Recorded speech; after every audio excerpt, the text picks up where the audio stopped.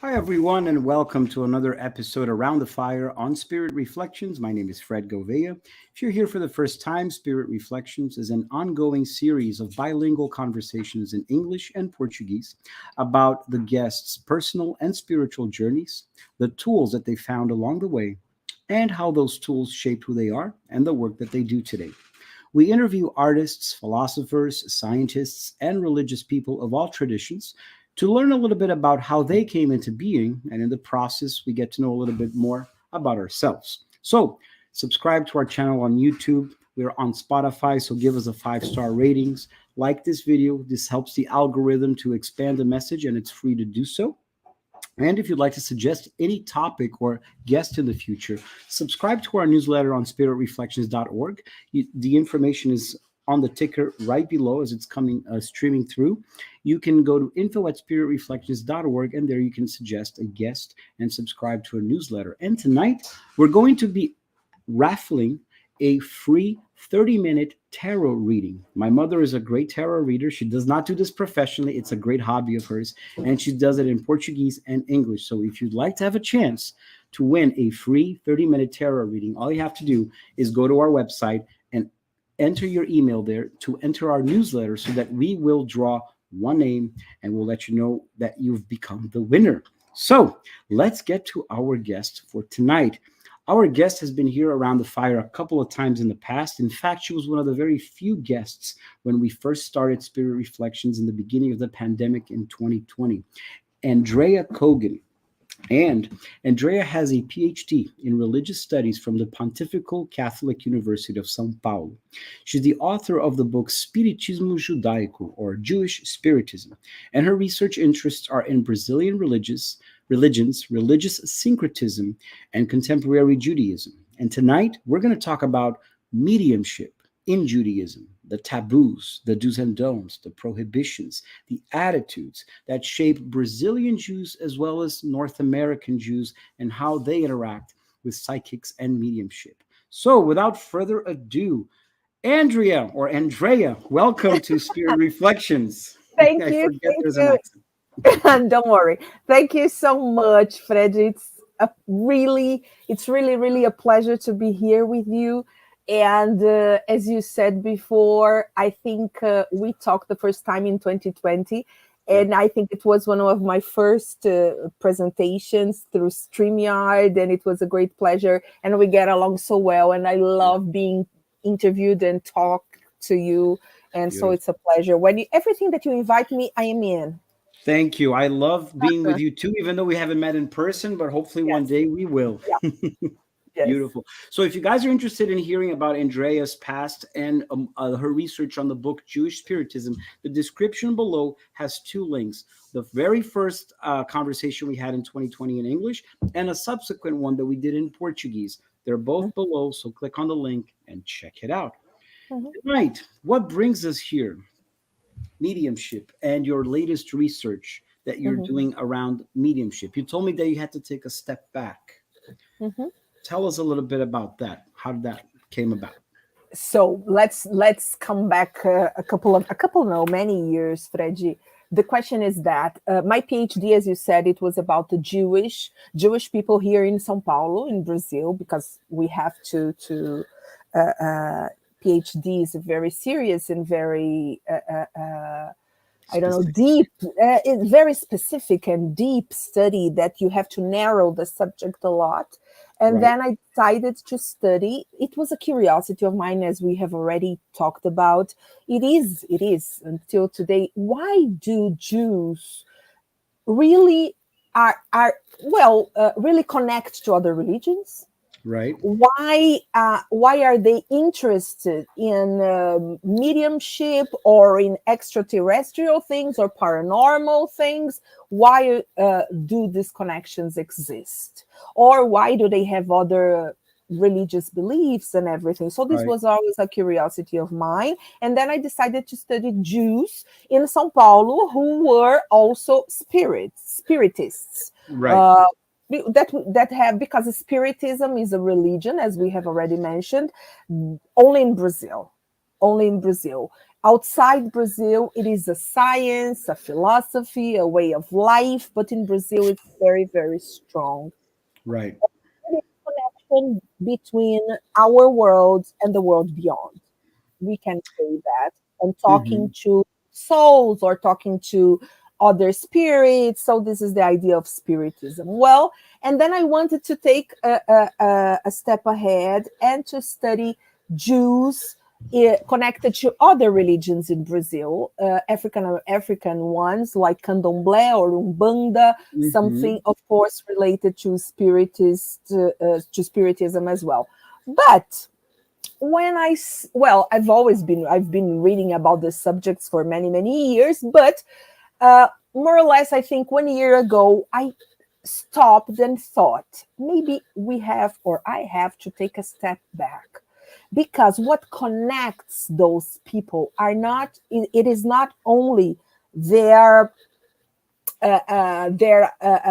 religious beliefs, but some things that they have that sometimes we can call mediumship or special abilities or special intuitions or gifts. And I've been talking to a lot of Jews that have these gifts or are mediums, or this is a problem. There is a vocabulary problem that we can discuss later. Yep. And then I want to talk to those people before the religion itself, but their characteristics.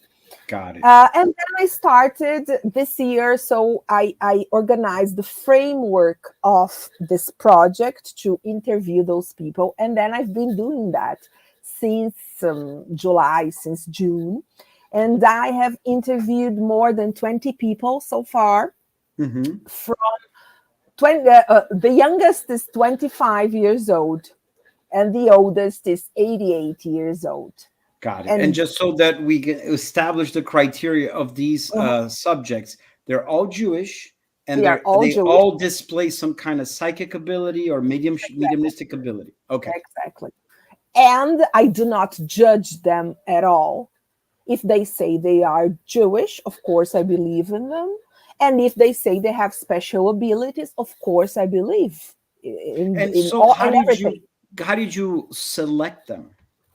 I don't select them. It's very, I don't know, it's very curious, but they come to me. They say, "Hello, I would like to talk to you." Or a friend of mine says to me, "Andrea, I have a friend that she listened to one of your, I don't know, your talks, your speeches, your conferences, and she would like to talk to you."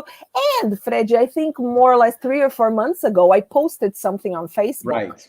And I said, "Oh, if you are a Jew and if you have some psychic abilities, blah, blah, blah, and you would like to talk to me, please give me a call. Reach out. Please say, yes, reach out, send me a Got WhatsApp it. message, and etc."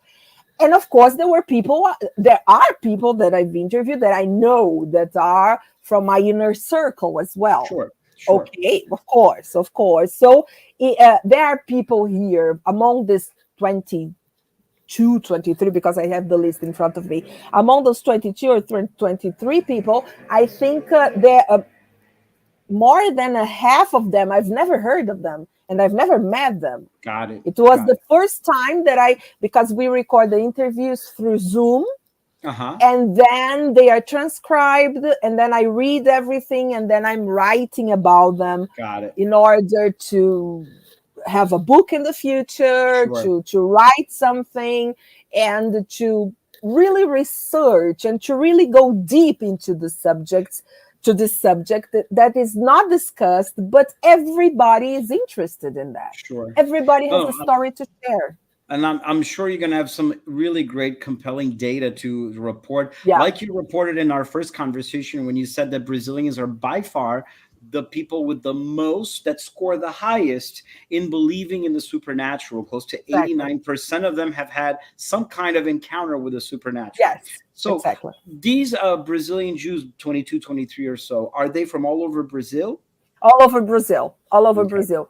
I interviewed most of them are from São Paulo, but also from Minas Gerais, from another state, from Rio, from Porto Alegre, from Bahia, Mm-hmm. So this is this And are is they the like group. some Ashkenazi, some Sephardic? Like this was Yes, there this okay, yeah, cool. So it's a nice completely. blend. And some men and women. I think it's a balance here, half and half. It's Okay. not. There are many men here, many secular Jews, many more Orthodox, not Orthodox, but modern More Orthodox practicing, Jews. Yeah, the more yeah, observant.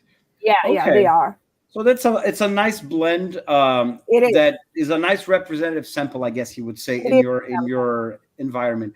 So I had prepared some questions that I wanted to ask you here to see if we could dig deeper into this phenomenon of mediumship in Judaism. Mhm. And the first one that came to mind was in this research that you're doing, were there specific mediumistic activities or rituals or traditions that are more or less accepted by the Jewish establishment as a whole? And when I say Jewish establishment, we're talking about the Brazilian one for the moment. First of all, this subject is very intimate and very close, and almost not 100%, but I can say that 90% of the people that I talked with, Freddy, do not say anything about it. It's a taboo, as we said Right. before, and so sometimes they even talk. I had some talks, some questions that they answered. There's some questions that they answered me that they had the opportunity to talk to their rabbi. They had the opportunity to talk to a Jewish friend. They had the opportunity to talk to a counselor within the Jewish community. Okay. But there is no, and some of them say, oh, you should pray, you should ask, you should light the Sabbath candles, Right. should pray this or that psalms. So, in other words, there's no like published guiding principles for Jews Not at to all. abide by if Not they are at all. interested in seeing a psychic or engaging in mediumistic activities. Well, let's go back to the basic principle after all. It's prohibited, period. It is not. It is not prohibited because Okay, people. good. Because we have to understand, Freddy, that when people say something in Judaism, this is prohibited. This you can do. This you cannot do. There is not only one answer. Right. Okay, so we have to think about it. And within the Jewish community, we don't. I don't. Sometimes I don't really like to say one Jewish community because Sure. It's there are very so many. pluralistic. Yes, Yeah. very pluralistic. I have a problem today. And then, if you ask for an Orthodox rabbi, maybe he answers something. You can do that. You cannot do that. If you ask for a more liberal one, he's going to say this or that because the Torah itself, the scrolls and everything, they have to be interpreted Sure. through, yes, according to the time you were in. Absolutely. In fact, we came across an article in And the US called Hey Alma, which is a perfect. girl asking if it's kosher for the rabbi, but she's asking the rabbi if it's kosher Yeah, for her to see a psychic. I just posted in the comments here. We're going to put it in the description of the yeah. video. So let's talk about this article. Uh-huh. I loved this article. Loved. And then this girl that is Sarah, she said that she visited a fortune teller. And then she kept visiting, or she keeps visiting her fortune teller, her psychic until today. And in the beginning, she says that she was feeling a little bit dubious about it. She was feeling a bit conflicted about it. Maybe the rabbi won't accept that. Maybe she won't say that. Is it kosher? Is it not? Can I do that? Can I visit it? Well, and then she comes, well, her conclusions are wonderful. She says that I think I'm okay with my religious worldview being a little irrational and a little mystical. Right. And then she says, for much of Judaism, the distinction was never all that clear. So we don't have something that is clear. Oh, you should do that. You shouldn't do that. Some of the most legal or rational parts of Judaism are rooted in mysticism, and then she talks about mysticism. And then there is a rabbi from Northwestern University says some people feel bound to Jewish law and other people are informed by Jewish law. Everything is about balance, Freddy. Everything is about balance.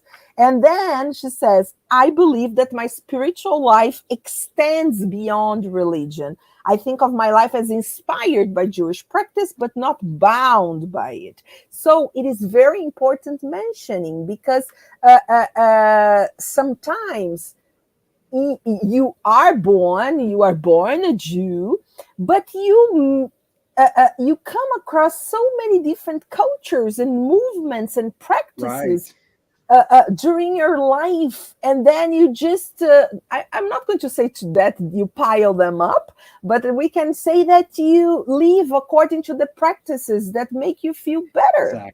Exactly.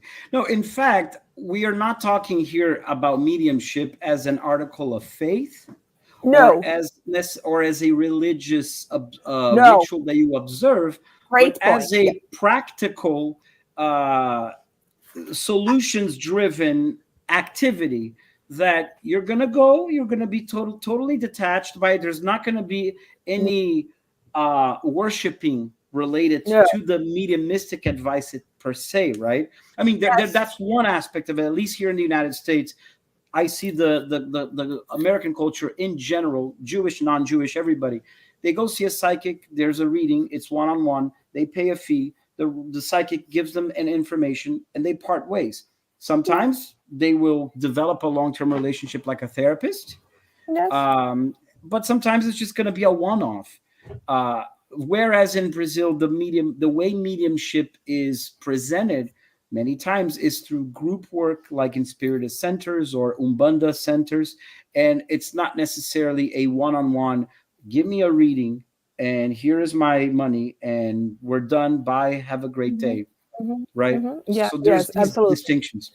Yes, and before that, Freddy, we have to think that when I talk to the subjects, when I talk to this more than 20 people, we are talking about mediumship as a personal characteristic of them. They were born with that, so they want to tell that it's as they most of them. They said to me, Andrea, well, I am like this. So we can say that, well, she's blonde, he's tall, she's fat, he has some different, he has a gift. It's a general characteristic. It's a human characteristic. They do not feel special about it. Got it. That was going to be my next question. How many of them approximately embrace that quality that they have and actually work on it in some kind of setting, versus others who you spoke to that have it, but they don't do anything about it? Most of them don't do anything about it. Most of them, they just say, I am like this. Sometimes I talk to my friend. I had a dream with you. You are not supposed to travel tomorrow. Or maybe you are going to have a car crash. Let's not travel tomorrow. Or some of them, or another one said, Andrea, every time I go to the cemetery, I see people sitting on graves. And they are not people, they are souls. Sure. Okay. Most of them. And in those people that said that they don't do anything about it necessarily, did they report that they've gone through emotional turmoils or like sort of bipolar issues as a result of this gift or ability? Yeah. And in those moments of crisis, what did they turn to? First of all, there are some of them have had this characteristic since they were born, since they were children. So depending on the parents, they were very well understood or very well accepted, and depending on the parents, Fred, as everybody knows, the parents are not happy about it. They say, let's go see a psychologist, let's go see somebody because there is a problem with you and we have to check this out. Yeah, exactly. But depends on the person and depends on the family that this person is born with. Got it. So Got it. It depends. Yeah, I'd say that in that regard, I venture to say that Brazil as a whole has a little bit more of an opening for distraught parents who bring their mediumship their children who are going through mediumistic spells Mhm. into a more open-minded, holistic approach, as opposed to, say, in the U.S., where the vast majority will take you to prescription drugs and a psychiatric ward, and there's not the spiritual component that enters the conversation necessarily, right?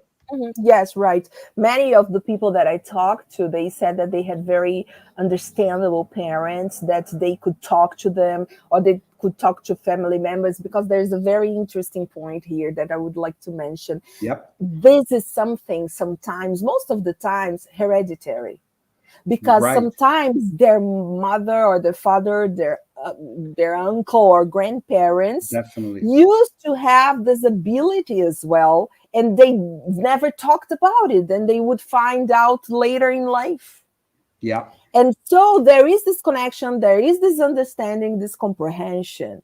Yeah. But there are exceptions, of course. And there are some people that I talk to that they have been developing themselves. We can use many verbs here, but Sure, they have sure. been developing themselves connected to this, concerning these ideas for the last year, since they were adults only, not when they were teenagers or anything. There is not a rule. Right. There is not a rule.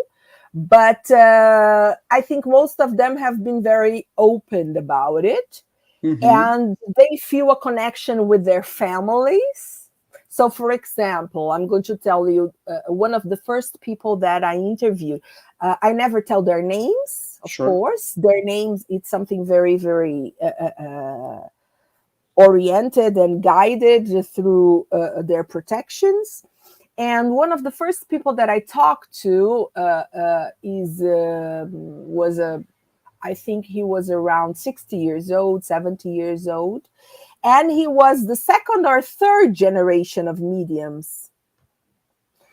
And he said to me that he had to do some Umbanda work or Umbanda ritual preparation, initiations and rituals in his house, because his father and his grandfather asked him to do that.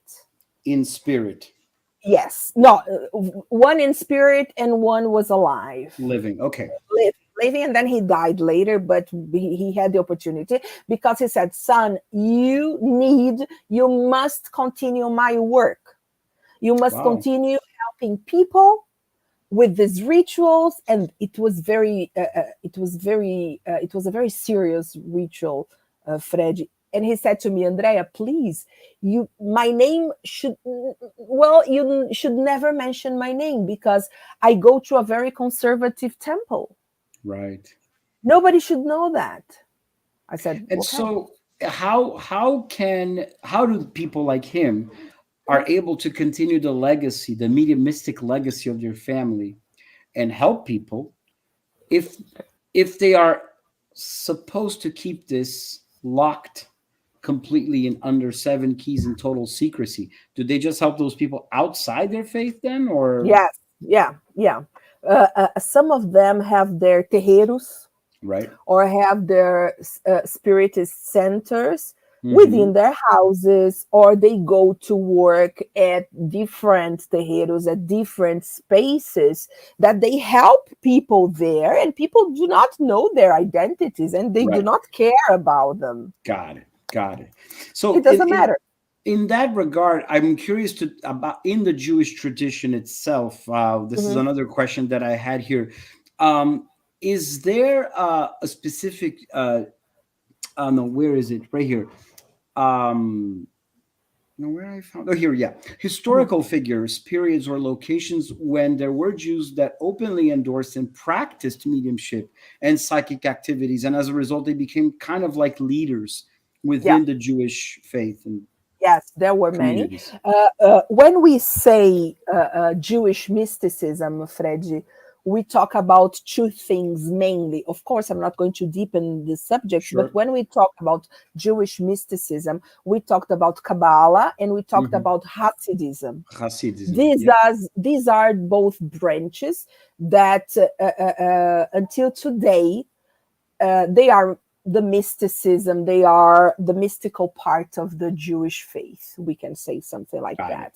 And then we had, and there were so many special gifted men and women that we read in books, the ones that I've mentioned to you about Jewish superstition and Jewish mystical traditions and Kabbalah and everything, that since the Middle Ages, and then there are many books that tell their stories. For example, there was one Kabbalah leader in the 14th century, if I'm not mistaken, 14th or 15th century. He used to go around graves in the cemetery, and he said, well, there is the soul of this man, this and this. He was not a very good person when he was alive, so he's going to reincarnate in an animal.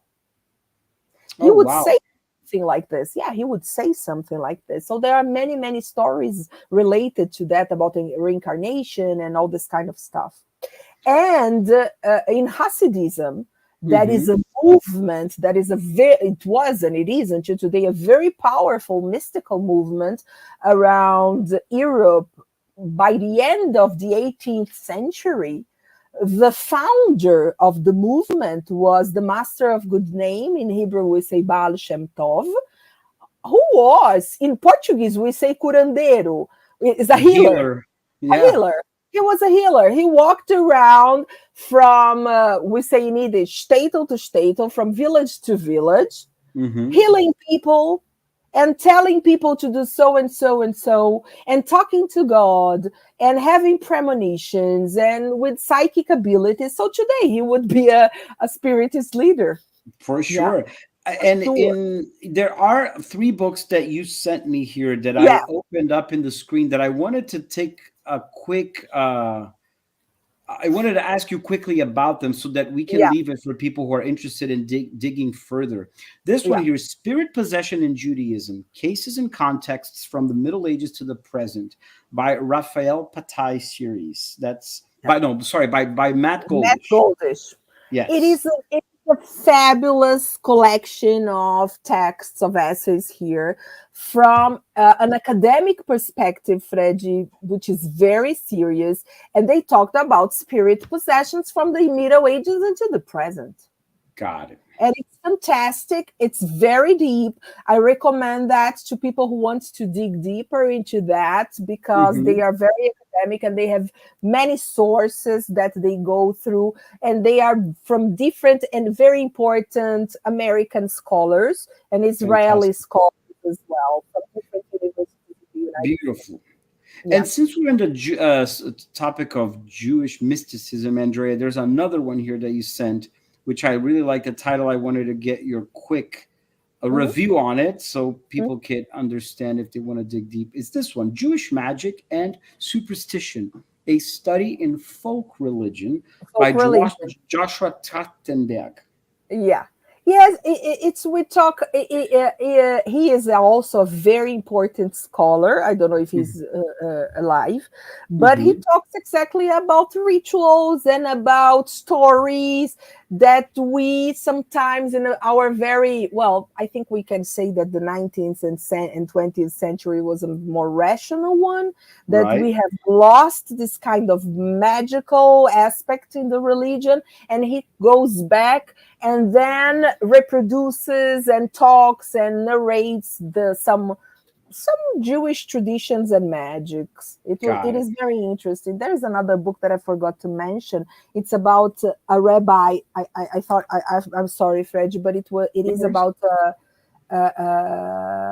by an American rabbi from Los Angeles, who is called Rabbi Eli Spitz, and he wrote a book about Jewish journeys of the afterlife. And it's fantastic because it's a very contemporary book. And he talked to mediums. He talked about past life regressions. He talked about near-death experiences. It's very nice book as well. So there are many things, but not in Brazil, but not in Portuguese. Nothing in Portuguese. So let's talk about Brazil versus other parts of the world. Mhm. We can talk broadly here. Just curious, how would you describe the difference between sort of the U.S. culture's approach of the use of mediumship Mhm. versus Brazil's? Mhm. It was very interesting the first time that I watched on TV those medium shows, Right. the American medium shows, Fred. I love them. Yeah. With the Long Island medium, Yes. love her, and Tyler Henry, Yeah. and I think it was John Edwards, Teresa John Edwards, Caputo, James Edwards, Van Prague. from Prague, and Tyler Henry, the young one. And then I have not thought about it, but when I watched them, I said, "Wilma, it is something so professional, so professional." Oh, my microphone. The microphone. Yeah. Yeah, because of the hair. It is something so professional, Freddy. Yeah. They go. There is a website that you can put your information, and then you pay a fee, and then it's something very open. Everybody knows you go, so it's like a profession. Yeah. And here in Brazil, like the beginning of the conversation, we have talked about it. Here in Brazil, it is something absolutely not professional to today. Right. It is something, first of all, it is connected to religion. So people are always like, oh, is it right? Is it wrong? Do I have to go? Should I go? So there is not a question of professionality here. And second, people are not open about it. And it's some kind of secrecy. Right. It's like a taboo. I feel ashamed, barara, barara. And if they go to these mediums, it is exactly as you said. It is inside terreiros, inside spiritist houses. It is something a little bit hidden. It is something more private. So I am fascinated by American TV shows of mediums. Yeah. Absolutely Yeah. fascinated. Because it puts it on a more scientific footing because it Exactly. just focuses on the phenomenon itself. It's Exactly. a phenomenological experience. You go, Exactly. you either get something that pleases you or you don't. Either way, it's about the phenomenon, and there's no religious implications or secondary requirements, if you will. I mean, there is an aspect about mediumship in Brazil that has been taken, and I was interviewing a gentleman last weekend about this. There is a huge demand by the Brazilian population to develop their mediumship when they detect that they have some kind of an ability, and they want to pursue that in order to bring more emotional balance and psychological stability in their life. They will reach a spiritist center, which many of them are very much overwhelmed by the sheer number of people that want to go there and work. By saying work, I don't mean get paid, but volunteer their time and be part of our community of practicing mediums who are going to channel spirits that need to cross over, or channel spirits that are lost and need some kind of counseling or comfort. And many times they have to be put through a rigorous 3, 4, 5 year program of just theoretical readings and studying before they do their first practical experience, which ends up discouraging a lot of them. And so in the US, there's a lot of that too. Of course, there are schools and they're very well developed courses that people can be put through to develop their psychic abilities, but it's more on the non-religious realm and more on the practical. This is going to be a career advancement opportunity for you, or a career change. So that's the outcome for these two approaches that they do. Right? Perfect. You explained perfectly. And I think we, as Brazil is a very religious country, I think we are not going to be at this point like in the US, Freddy, because this kind of, even the word, I have been studying the word medium and the word mediumship. When you say medium, you are a medium. I have a question in my questionnaire when I ask people, do you consider yourself a medium? what is mediumship in your opinion? And then, of course, people, I know that this person who is talking to me is a medium, but this word is so connected to maybe spiritism, to religion in Brazil, even to from a Catholic background, but from Umbanda or from Candomblé, that this person, as a Jew, does not understand this word because it was not part of their reality since ever. So Yeah. they don't say medium. They say, oh, Andrea, I have a special connection. I have an intuition. I have a gift. I have a special ability. I am connected to an upper being. I am whatever. Okay. An extrasensory Exactly. perception. Yeah, Right. they use many words, Freddy. They use many words, and all of them. And I cannot say if they are wrong or they are right. They are absolutely they are describing themselves, and it is perfect for me. It's okay. But Right. the word medium and the word mediumship, they are not taken seriously because they are connected to a different religion. Right. And so, speaking within the Jewish world, sometimes it's asking too much for me to Sometimes they cross that bridge. Yeah, yes, exactly. So of course, there are people that I talk to that they are spiritists as well. They know different rituals. They are part of different religious realities. Of course, they are aware of that. And some of them are connected to Umbanda. Some of them are connected to Candomblé. Some of them are connected to Spiritism. And some of them are connected only to their Judaism. Or they are even atheists. They do not believe in anything, but they know that they have this ability. Oh, Okay? wow. Yeah. Yeah. Now that's a first. That's an outlier in your data. Yeah, they say one of them. I asked her, and I said, "Do you consider yourself a Jew?" I said, "Well, I was born one, but I don't care. Like But I did don't she, care." was she like proactively No, atheist? no, no, no, no, no, no, Okay, no, because an atheist no, medium would be very interesting to interview no, here no, no, on no, the no, no, no, channel. no, no, no, no, no, no, no. She doesn't even understand that. These are my words. Gotcha, gotcha. These are my words. These are I am just trying to understand the context that she was talking to me. So this is my conclusion, Got it. because she doesn't talk about God, of course, because it doesn't matter. She talks about talking to other spirits, to other Right. dimensions, to other things, but it doesn't matter because she had never thought about it. And alongside this tradition of modern mediumship, which spans for a good last 200 and so years, there's Uh-huh. also a scientific march to contact the other dimensions. And it's been happening ever since the 19th century. And very important people like Nikola Tesla, Yeah. Thomas Edison, and other luminaries in Europe and North America were Mm-hmm. actively involved in machines and mechanics and trying Mm-hmm. to devise systems that could detect something from another realm.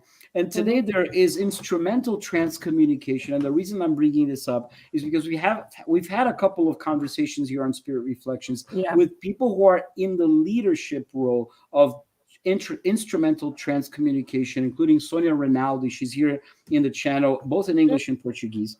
And Mm-hmm. we, as a person who studies a lot of spiritism and talks with people from all over Brazil and the United States in the spiritist community, I've Mm-hmm. been noticing a huge growing interest in instrumental transcommunication. Like, let's get machines and equipment and Yes. let's see if we can record images of spirits or record sounds, audio messages from spirits, or even videos Videos, from images. Yeah. spirits, images. And we're going to have in February Louise who is a very big spiritist leader, who has just written a book, who's going to publish in February about sort of the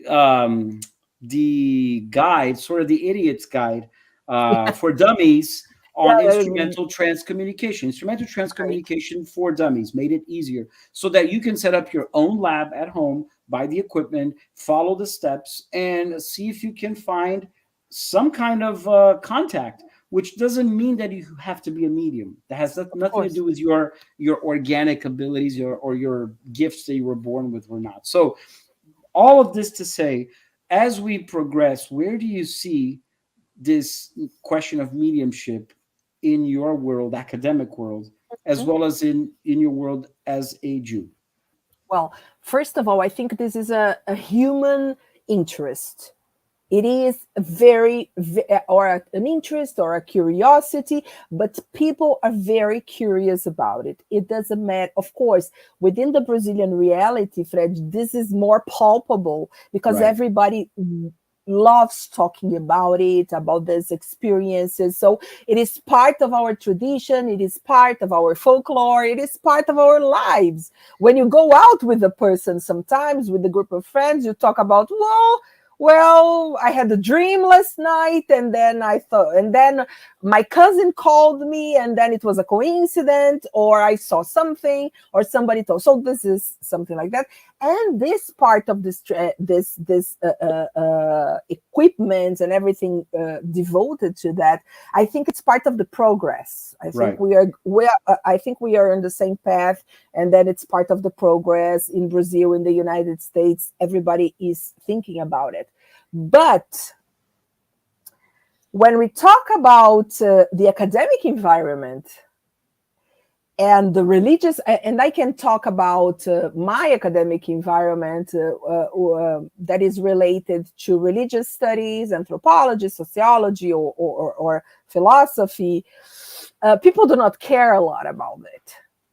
They think every time I talk, sometimes, of course, they take me seriously, of course. But sometimes when I say what I study and what my focus is and what my subjects are, people say, "Oh, okay, nice," and they do not want. What do you sense that comes from?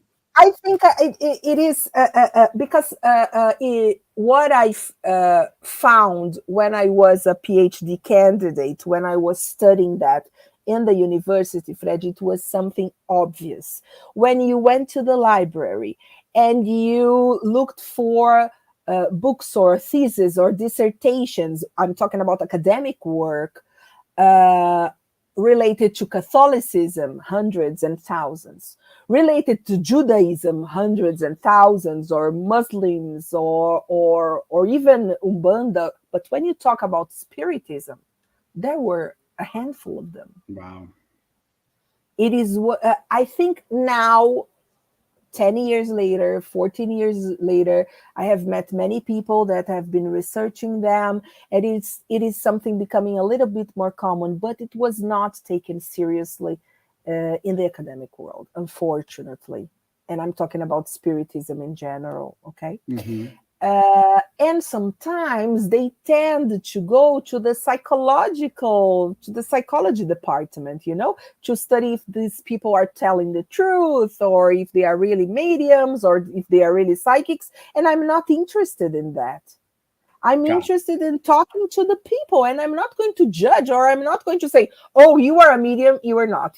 Yes, I agree with you. Yes, I accept you. Yes, I believe in you," or "Yes, I do not believe in you." This is not part of the research. That's not part of your work. No, this is not part of my work. But And I think we are going. I think this part of the tools and the possibility of. We have some books in Portuguese that people have documented spirits or images or and they don't even go to bookstores. They don't interest anybody, I have them. I think I am a few of the Brazilians that have those kinds of books and materials. Nice. Yeah. I'm curious, from the people that you've researched, that you've interviewed so far, what was sort of the most glaring characteristic that you found that sort of was a common theme that they reported that you weren't expecting in your interviews? Good question. I think, Freddy, it is that they are so used to being like this. It is, as we said, Andrea, I am 48 years old. I live in Brazil, and I am blonde. And those people, they say, "Well, I am this and that. I am 40 years old, and I see that people, it's part of who they are. Right. It's not, they don't feel special. Right. Because they have been like this all their lives. Yeah. And so they do. And there was one woman that I interviewed, and I asked her to stop saying one thing, because every time I asked her to tell me some of her experiences and everything, she said to me, Andrea, but it's not me. It's something that I channel. Spirit. It's a power. It's a spirit. It's an angel. I don't do anything. I don't do anything. They don't want they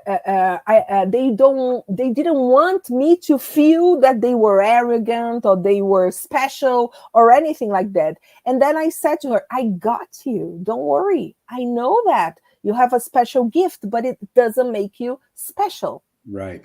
Right. I am like everybody else. I am like everybody else. So I think it was the most common thing that I saw in all those interviews, and some of them, and another thing that I found was, well, I found many things, of course, and maybe next year we can see the whole picture.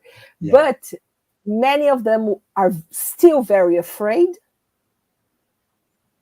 They do not want to go deeper. They do not want to study. They want to close their eyes and sleep, and they don't want to see anything. Right.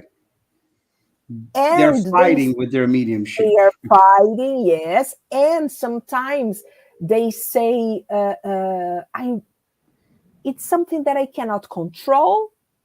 Sometimes I see a person and I talk to this person and they say, you have a problem in your stomach, you should see a doctor. Or you were pregnant, or you were pregnant with a little girl, and the person said, I'm not pregnant at all. And then 2 weeks later, the person finds out that she's pregnant. Right. Mark has an interesting comment. He says the Earth's population is just now elevating consciousness such that their minds are opening up to the possibilities of spiritist principles.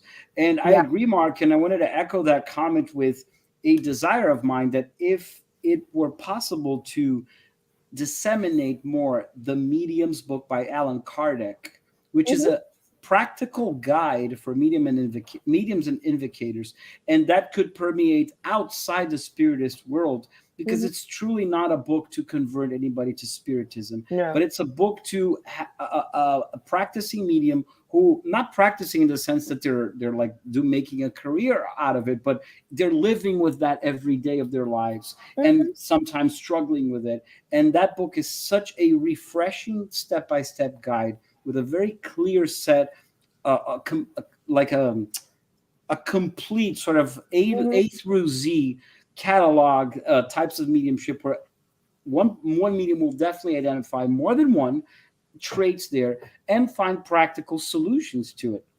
And there's a hope, I think. I know of this movement already happening in Brazil, where some of the principles that are in the Medium's book and even spiritist courses from A to Z on Kardec's works are being taught in environments that are not religious, so not in spiritist centers, but in schools and online universities that are not meant to be adherent to spiritism or the spiritist movement. So I think that's study groups.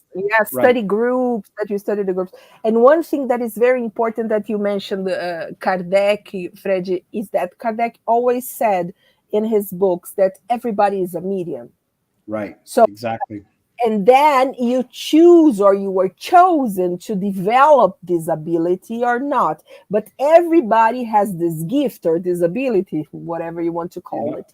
And then some people feel, some people see, some people listen to voices, or they have intuitions. Some people smell things different. Some people, well, there are many kinds of mediumships, and everybody is like that. So there were many people in my interviews that said everybody can develop that. So they feel absolutely normal because of that.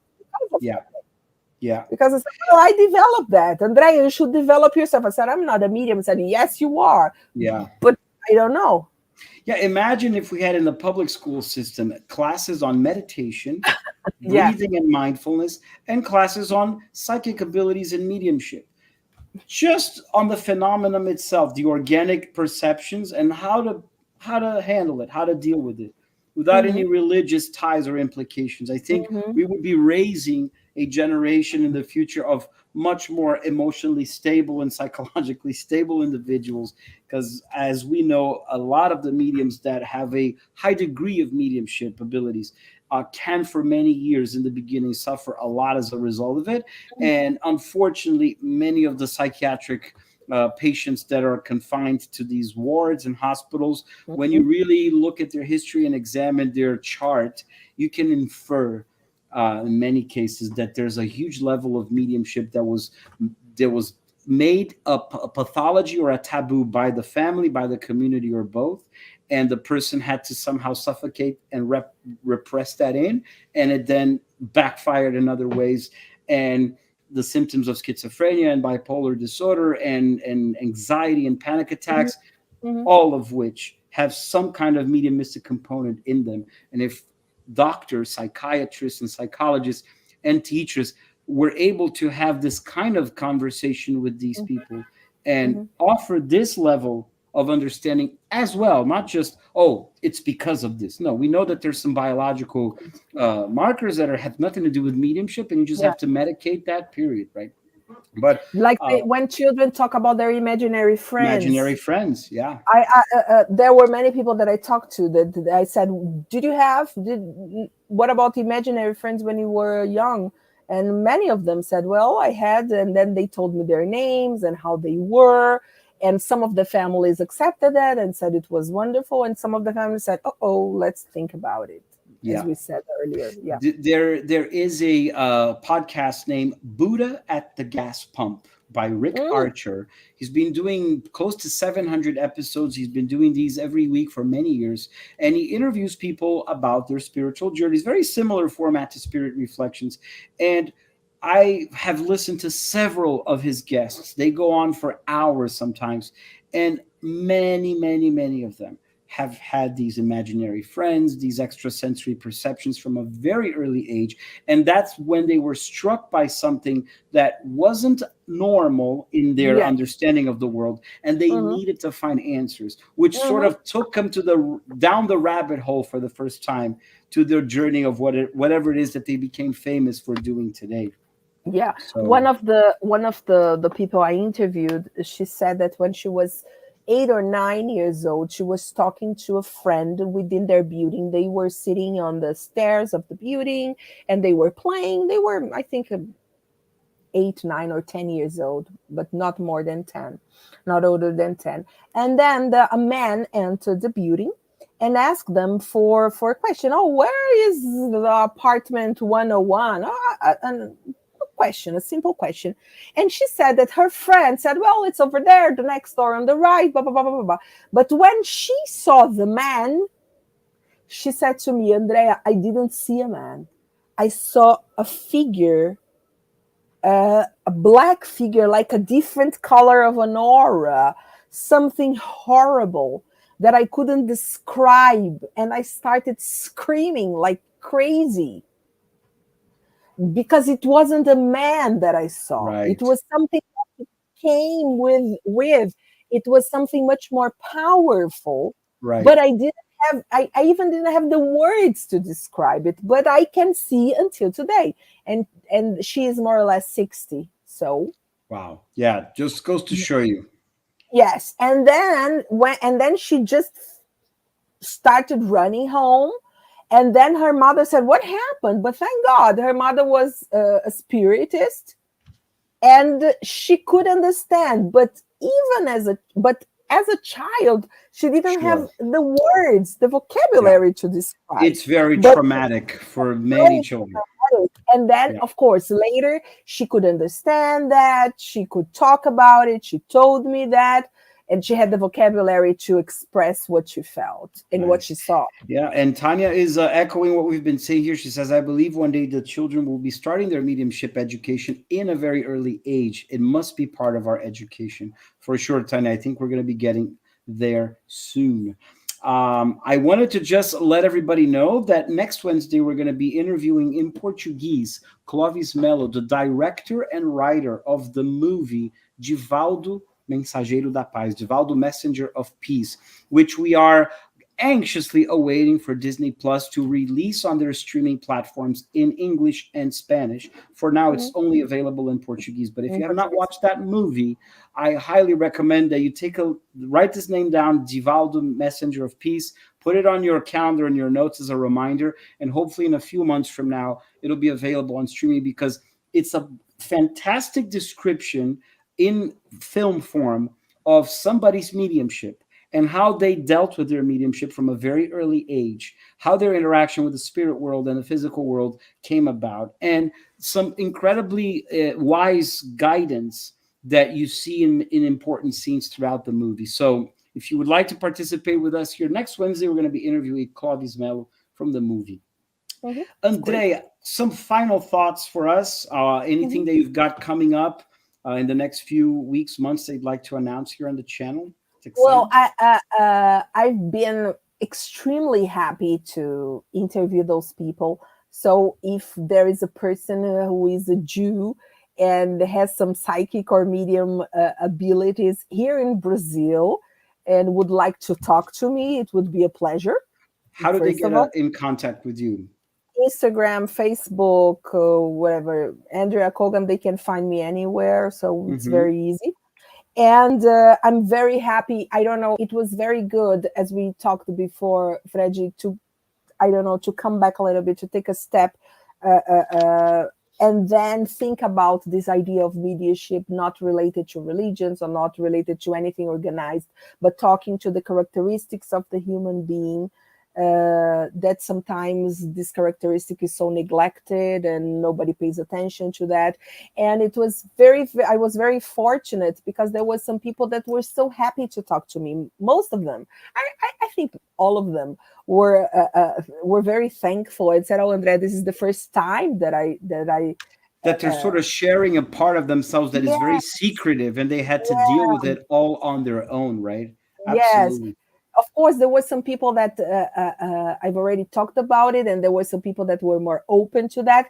But sometimes it was their first opportunity to talk to somebody about something so secretive, as you said. So part of them that they were ashamed or they were afraid to talk about. So it is very nice, and I love doing that, and I love studying that.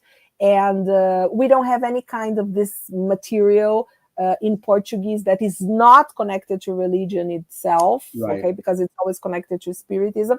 And of course, we do not have anything related to Judaism and mediumship, because it's something that is completely out of the circles, the Jewish circles, if we can say that.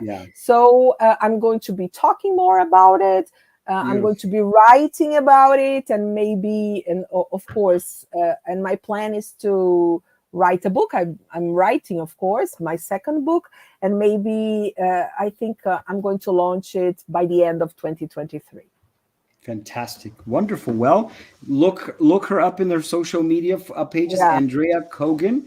Andrea, thank you so much once again for being here around the fire on Spirit Reflections. My pleasure. Pleasure to talk to you. My pleasure, my friend.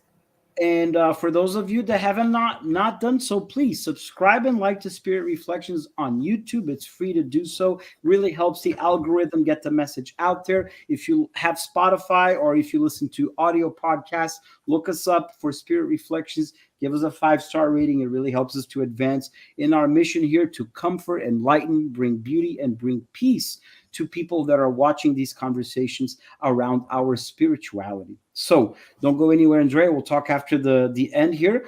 Bye, everybody, and see you in the future episode. Bye-bye. Thank you so much.